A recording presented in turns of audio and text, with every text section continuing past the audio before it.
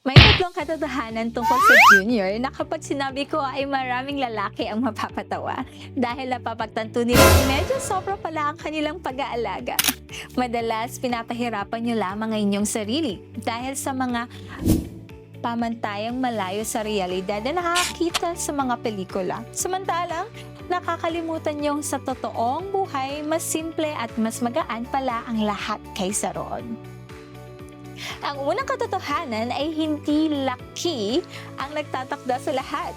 Ang Junior ay isang ruler na ginagamitan upang magkumpara, kundi para itong sasakyan.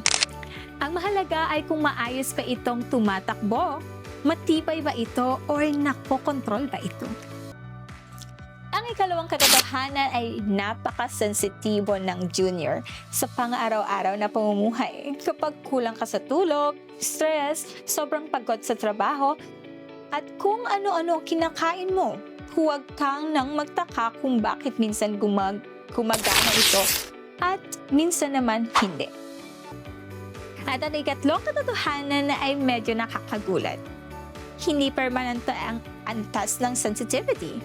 Maaari itong magbago ayon sa paraan ng pamumuhay at kung paano mo inaalagaan ang iyong sarili. Halimbawa, ang Adenofil 100 ay isang produktong magpapalakas ng bato at siglang panlalaki para sa mga lalaki.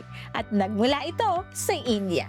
Tumutulong itong dagdagan ang sexual na enerhiya, napapanatiling matatag ang hormone, at gawing mas regular at tuloy-tuloy ang performance kapag ginagamit ayon sa itinakdang regimen. Kaya kung sa tingin mo ay medyo bumababa ang iyong performance o nais na mo lamang pangalagaan ang iyong sexual na kalusugan, sa mas maayos at sistematikong paraan, magpadala ng mensahe upang makatanggap ng angkop na konsultasyon. Huwag mong hayaang manatili ka sa kahinaan.